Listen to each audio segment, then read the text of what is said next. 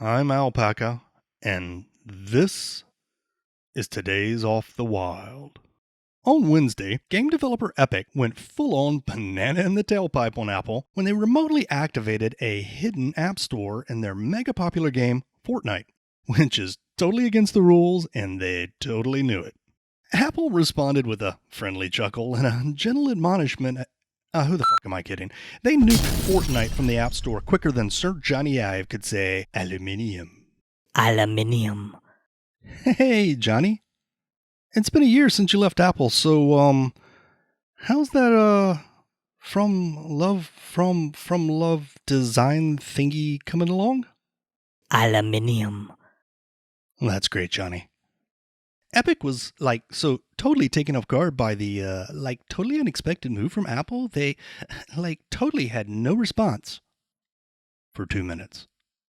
They then uploaded a slick as hell video that they totally just happened to have lying around. And when you know it, lucky for them, the video just happened to be a parody of Apple's own infamous 1984 commercial. In another stroke of good fortune for the mischievous developer, they just happened to have a lawsuit ready to file against Apple for removing their game from the iOS App Store. I mean, what are the odds? Sometimes it's better to be lucky than good, Johnny. Epic claims it's not fair for Apple to control the only app store on Apple's platform. And if they were the ones in charge, they would totally open it up so that developers could do whatever they wanted for free. However, Epic already runs their own store, and they also make the Unreal Engine game development system that many developers rely on. When it was pointed out to Epic that they, same as Apple, charge developers a fee to be on the Epic Store, as well as a fee to use Unreal Engine, and at times have been accused of using their considerable power in the gaming industry to bully small developers, Epic CEO Tim Sweeney responded by making fart noises with his armpit. Epic also pulled the exact same stunt on the Google Play Store with the exact same results, minus the slick video. But Google's boring, so nobody cares. You may be wondering who OTW hopes will win this epic battle of the Titans. To which we say, as long as the price of beer doesn't go up, what do we care? The epic Apple slap fight comes on the heels of a congressional antitrust hearing in which the CEOs of 4 of the top tech companies in the world were grilled Hollywood Square style on the anti-competitive practices of their respective companies. The CEOs that went through this Zoomified rectal exam were Apple's Tim Cook, Amazon's Jeff Bezos, Google's Sundar Pichai, and the Dark Lord of Facebook himself, Mark Zuckerberg.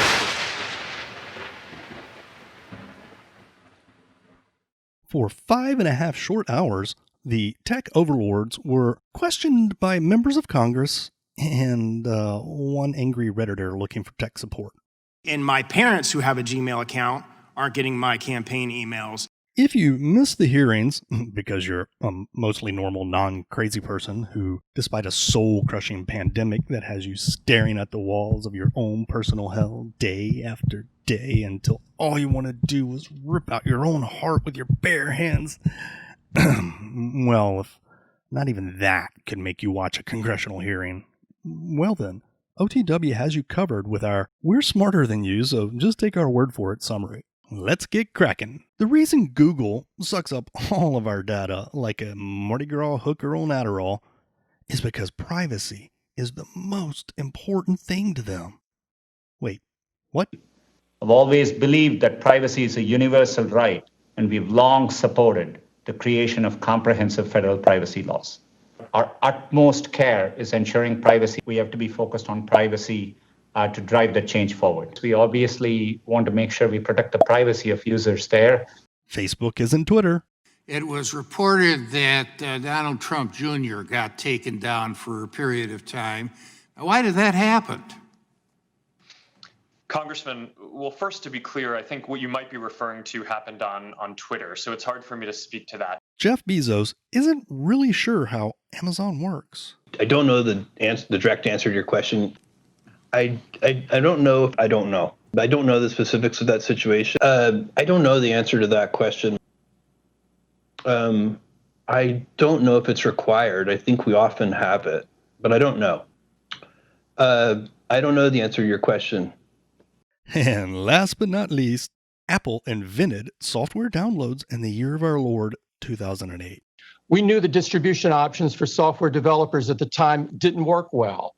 Brick and mortar stores charged high fees and had limited reach. Physical media like CDs had to be shipped and were hard to update. From the beginning, the App Store was a revolutionary alternative. That's right, you whiny, ungrateful developers. Stop complaining or Uncle Timmy will send you back to the shelves of CompUSA. Oh, and all that software you downloaded on the internet before 2008? Yeah, that doesn't count because... And that's everything you missed. We promise. As an added bonus, here's the official OTW takeaway from the proceedings. Why did that happen? Turning to the world of sports, Trevor Lawrence, Justin Fields, and other top college football stars were in the news last week as they attempted to save the fall 2020 college football season. In a sign of unity, star players from each of the Power 5 conferences outlined the conditions needed for the players to be on board with a college football season in the fall.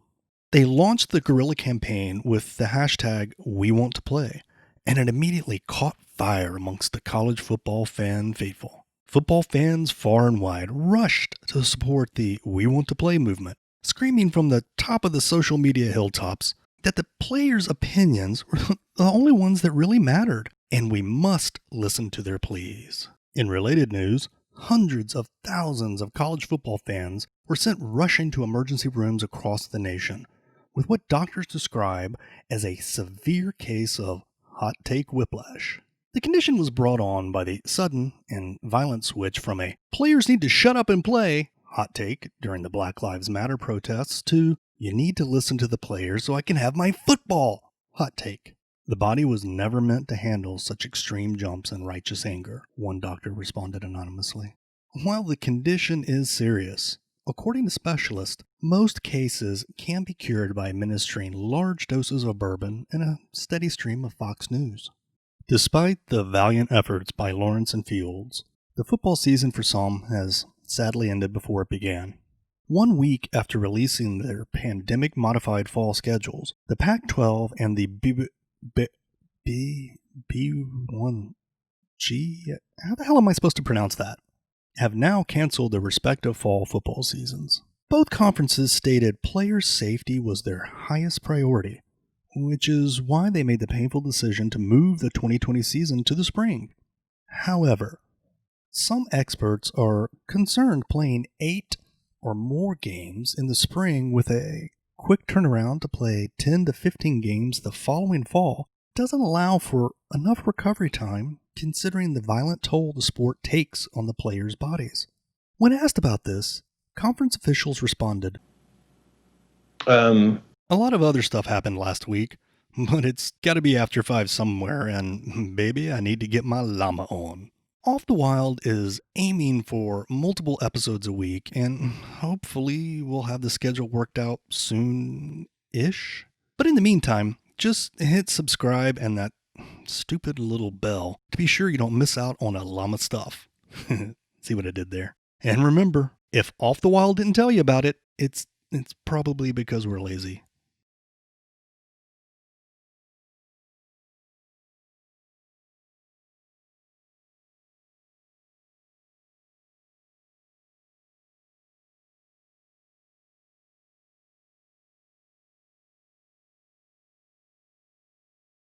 Why did that happen?